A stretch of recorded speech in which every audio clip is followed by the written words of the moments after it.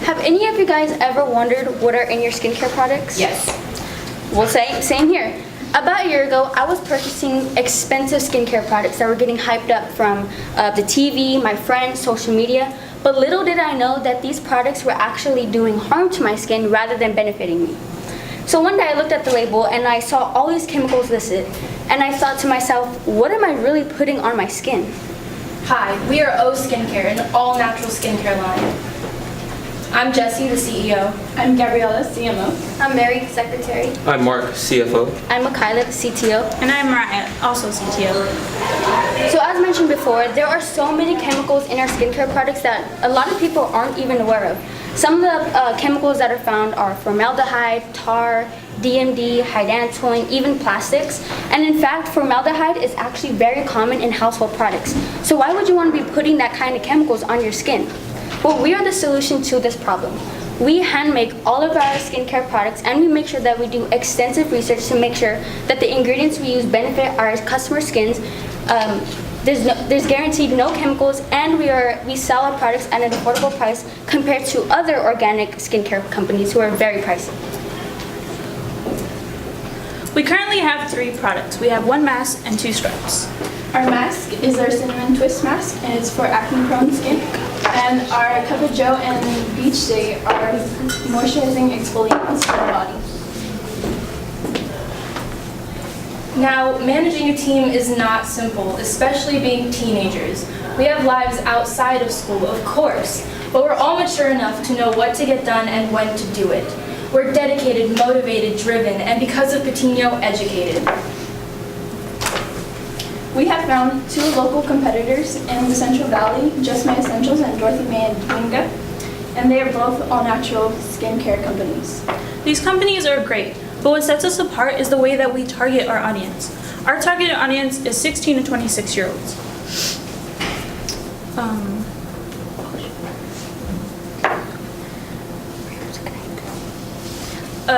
Our UVP is the fact that we are young adults as well, so we know how hard it is to take care of your skin. We know what people want in their skincare products and what they need in order to have a good skincare routine. Over the past couple months, we have attended MVP nights at our school. The first MVP night, we sold our products for $7, making a profit of $140. After that, we attended 2 more MVP nights and even a triathlon for some exposure.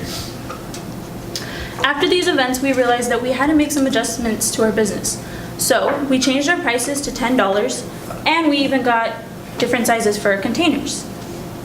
Starting June 6th, we will be attending Art Hop, which will give us some great exposure outside of school. One way we are generating revenue is through our social media, such as Instagram, Twitter, and Facebook. Our main focus right now is on Instagram because through extensive research, we believe it's the best way to reach out to our targeted audience and gives us unlimited ways to be creative and bring in more customers. We also target word of mouth and putting up flyers throughout the community. So this is the website that we have developed over the past couple months. We want our website to be our main source of purchase, so we have made it to where our customers can have their own account. If you guys would like to see more of the website after, we can show it to you. Now we'll be moving on to financial summary. Now this includes our TAM, our total addressable market, meaning all our potential customers. And the number is 1.5 billion. Because we have made factors such as those who live in the United States, those ages 16 to 26, because that is our target audience, along with those who prefer organic and all-natural products. Now, we have our SAM, our serviceable addressable market, being 183 million, only focusing on those who live in California. Now we have our market share, meaning this would be the total revenue we would be making in a year, being 9,800. Our first year, we plan on making $9,800. And our second year, we plan on having a growth of 10%. And our second year money, we will be making $10,700. And by our third year, we plan on making 20% growth, which will give us $12,800. Now moving on to COGS, we have cost of goods sold, and we sell our small containers for $10, and for the total cost to make one would be $4, considering the stickers, the container, and the ingredients that go within the product, making us $6 of profit. Now, this is 60% gross margin. It is pretty low, but since we are a startup business, this is average and normal. And we plan on increasing the number and decreasing our costs by buying in bulk, as well as looking at other options for containers and having investments and partnerships. Sales plan. We are asking for $8,000, in which you will get 15% of our company. So with our asking price, the use of funds, we will need ingredients, shipping, labor, production materials, packaging and marketing. Marketing is huge, especially in our industry. Because it is a tough one, marketing is nothing but crucial. We plan on having a money multiple of 2x, and by the third year, we plan on giving you back $16,000. So our exit strategy, or a 3-year plan. Year 1, we're creating, we're ideating, figuring out what works for us, branching outside of Coutinho through events, making connections within our community. Year 2, branching outside of Fresno, Central Valley, across California even, continuing to sell within our community. Year 3, we're getting established. We've already laid down the foundation work, and now we're getting ready to sell to a financial buyer. It's going to be hard to let go, but all good things must come to an end. Thank you for your time.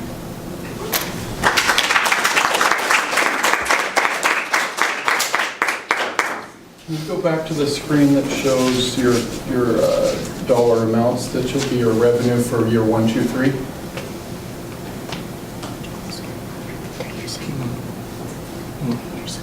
One more. Right there. Okay, I don't mean to be tough on you, but if somebody gives you $8,000 and you're giving them back $16,000, I don't see $16,000 here. So you're going to have to go back and work on your numbers to make more money than this. See what I'm saying? Who's CFO? Me. Yeah. I mean, I could be wrong. I might be missing something, but I don't think I am. If you're asking for $8,000, you give them 15% share, and you would give back $16,000 in 2 years, I don't see where you had any profit left for yourself to operate. Because this is your gross revenue, so you've got cost of goods sold against it. There's not enough money. Is there money there that I'm not seeing? So for these 3 years, these eventually will add up.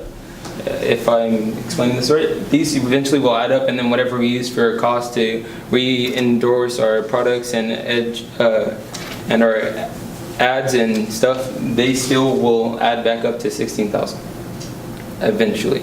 And also, we'd like to keep these numbers realistic and like what we would actually That's want. what I thought you did. That's very good. No, it's very good to be realistic, but sometimes realistic isn't always low. Sometimes people go, we're going for multi-millions. We're saying our TAM's so big, our state's so big, we can do. Again, it seems like the last so many today were all too low. Doesn't mean investors just have extra money they want to waste. It just means that you have to be realistic. An investor doesn't want to put money into something that isn't going to make it because they didn't put enough in. It's called runway. Picture a plane coming down the runway. It's got to have enough fuel to get off the runway and get in flight, enough push to get there. I don't see enough in it. So, not to be too critical, I'm just saying, like, go back and work on it. Yes. Bring it back. Get your stuff together for that. Like, how much more might you need and what all's in it? If you got 8,000 right now, I don't think you'd have a business off the ground with 8,000. When I say off the ground, you're not going to have revenue that's going to outpace the expense that you're offering back. Anyway, I'm the first one to speak, and I know that's kind of like hard stuff out of the gate, but I couldn't miss that. It's glaring. I had it written down too, that the numbers don't add up with what you're going to make per year, and then giving back 16,000 at the end. Yeah, I think even 9,000, that's really low for a first year, especially if there's 6 of you. And then are you putting that back into the business? Obviously, you're not nonprofit, you're for profit. So how are you going to then keep that going year by year? So I think you're going to shortchange yourself a little bit. Yeah, because in the way you evaluated your company, you're telling us it's a $53,000 business as it is today. And so we're not seeing those numbers when you're looking at 15% for 8,000. So as far as your 5,000 startup costs, so what does that entail as far as, is it raw product or is it material, is it inventory? So for our, can you go to cost, which is, okay, for a total COGS, it's gonna be, that's for our actual, we conducted that number based off of our small one. So that'd be for our product, or for the container, which is $1, and then for the ingredients, which is gonna be about $2.50, and then for the stickers, which is 50 cents. So that's based off the ingredients, the container, and the stickers that go on the top and bottom to give you guys information. So the 5,000 that you're indicating in the report for startup costs is raw material to produce, correct? Yes. How many units will you be able to develop with 5,000? What inventory would you be able to create? It was about 900. About 900 units? Yes. And is there a shelf life to the units? Yeah. I believe. No, there is not a Shelf life. In other words, does it What do you go mean? bad? We are working on that right now, only because the shelf life is actually very long on all of our products, so we're still trying to figure out when they're gonna go bad because they haven't yet. How long will one of these containers last? The ingredients inside, or just The everything? container, Yes, so for $10 if I buy, because I need that face scrub, my face. How many uses per day? Yeah, how long will that last? Well, depending on which one you buy, so the pink one is a body scrub, so that'll probably last you around like maybe 4 uses. Okay. And then the coffee one, that one is for your face and your body, so it'll probably be less than that one, the 4 uses. Where are you guys getting your products and what's making them organic? So we get a lot of we are actually like into skincare before we were in this business. So we actually have a lot of our own organic products. Like for example, she has aloe vera plants growing, so we use a lot of that. Are they certified organic? Yeah, yes, they're certified organic. Did you go through the steps of making them certified organic? Yes. To register them as that? Yes, and so a lot of the ingredients we have. Okay. So the honey that was used in 2 of these products? Where are you getting your honey from? Well, for now, we're getting it from the supermarket, but we make sure that it's certified organic. Okay. But we plan on having farmer grown, so we would like to make a deal and a sponsorship so we can help each other. I have relationships in the farming background, and if you're going to call yourself something organic, you do have to get everything certified organic to even have that label and to be able to market it that way. So that's something I would lean towards and start the process now.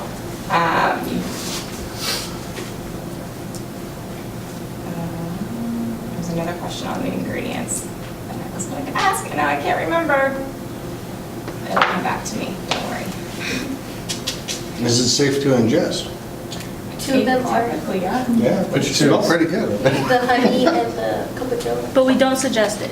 Yeah. Try. What makes They the taste cinnamon pretty twist good. not okay to ingest? I wanted to lick my fingers, No, you I could can't eat get that it off one. my fingers. It's pretty good. So obviously, organic skincare isn't something that's new to the market. There's lots of competition. What's going to set you guys apart from the bigger players such as like Honest and OK Skin and Mario Badescu and like all of those big brands? We'd like to show that we have a connection with our audience through our social medias and whatnot, that we are teenagers and we understand and we would like to give you the best quality. Okay. Why did you guys decide on O? Well, that's complicated. So, our first name we really loved, and so did everybody else. It was Serendipity Skincare, but we made a little mistake in not researching before we picked the name, and it was already taken. So then I think it was Gabby that came up with, like we were gonna change our names to like have O in them, and just like O was, it was just easy. It was 2 letters, we had like this cute little circle thing going on, and then we just like the names of our products, so we just kind of stuck with O Skincare, which is very simple. Okay. So is your distribution strategy then internet sales? Yes. Were you considering other distribution channels? We were considering markets. We want to go to art hops, so we would like to distribute our product there. So I see. online as well as a lot of like in-person, like face-to-face sales. So it'd be interesting to see how many spas are in the Central San Joaquin Valley, and, you know, this might be a product that they'd be interested in distributing to their clientele. Yeah, when we have a mentor, so whenever we meet with him, his wife really loves skincare products. So whenever she goes to get a facial, she tells her facialist to use our products to give her a facial. That's good. So That's we're really making good. a lot of different connections with businesses that are like ours that do kind of different things. So it's like we're a new product in their store. That's very good. Our mentor was also talking to us about getting in touch with a dermatologist so he can show the dermatologist our products. So as far as your market size determination, TAM, SAM, and MS, those numbers seem awfully high. So how might you, when you're really thinking of people who would use your product in the San Joaquin Valley or Fresno County or even state of California, how would you narrow that focus down? Because you talked about targeting 16 to 26, right? And so in looking at your market segment, is that number from that demographic of 16 to 26? It's a population, but to narrow down the number, we could do some more researching, and we could narrow it to those who use social media, because in modern age, teenagers only use social media for the communication and information. So we could add that onto it. Yeah, because I noticed two of the products specifically call out acne treatment. And so do you see this as both a male and female clientele? Well, we did our research, and also I was reading an article from Forbes showing that skincare and beauty brands are better if they target men, because they just want new things, and that would be new. So we were considering the idea. Do you know what the shipping cost is to ship these if you guys are doing internet sales?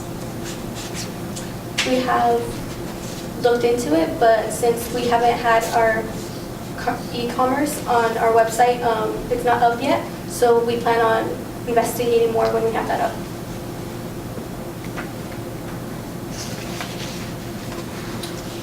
No, I'm just gonna be grammatical, so you ahead.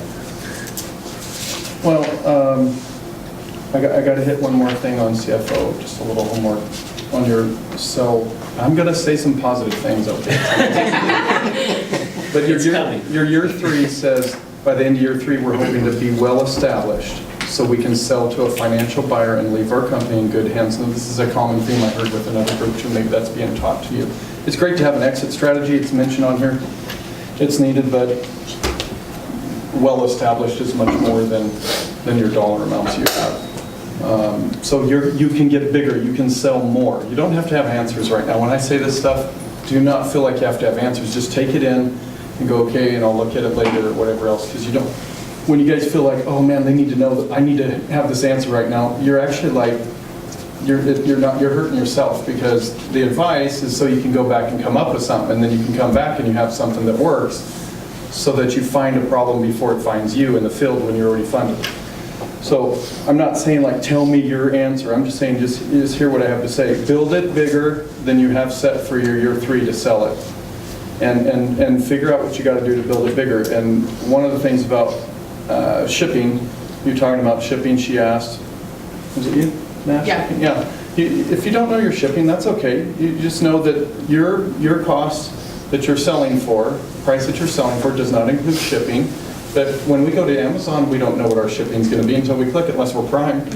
We click it, then it tells us, then we pick. Do we want that one or that one or that one? So you'll get it, you'll add it in, just say shipping, when you get that. But going to the UPS store to try to ship it all out. You probably want to go bigger, and you want to use like a third-party logistics company that stores it, and they have a SKU for it, and the automated sale goes in, and that sale causes them to go pull it and put it out for you. It ships it for you. That's how what Amazon Fulfillment House is. You can sell through Amazon. You can become an Amazon seller with your product once you get approved, and they can handle all of it. You just have to get enough of it made to put in their fulfillment warehouse, and then it goes out from there. So I think that's good. I think you guys have something really good. I think don't forget the people that are over 26. They might want it too. It's good to focus on that age range, but I was here when you did a pitch a couple weeks ago to the angel investors, and there was a woman that was very interested, and she's like, hey, I'm not 26, can I buy it, you know? But I think you guys probably had all this ready, so you're like, oh, we can't shift that fast and pitch it a different way, but I think other people want to buy it. Yeah, I think skincare is pretty much ageless, if you think about it. I wouldn't put you guys self in a bubble in that way. Maybe on your marketing strategy, you're thinking social media, and it's the way you do that, like with just your images and your content, that might be your target, but when it comes to skincare, it's ageless, so I wouldn't And that might pinpoint increase your yourself. market share, which will increase your yearly projections.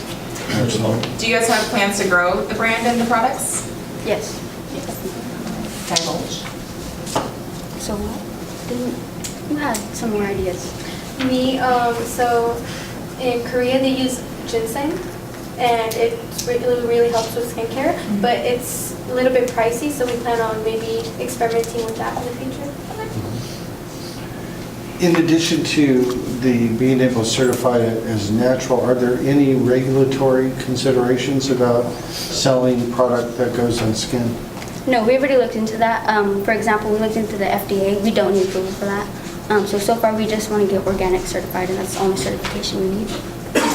Another avenue for you guys to sell to, I would look at Whole Foods. I know they support a lot of local vendors. Other local markets around town too have some type of like skin or body care. That's a good place for you guys to get some exposure. Amazon owned now too, so when you get a little foot in the door that way, then keep working on your Amazon seller.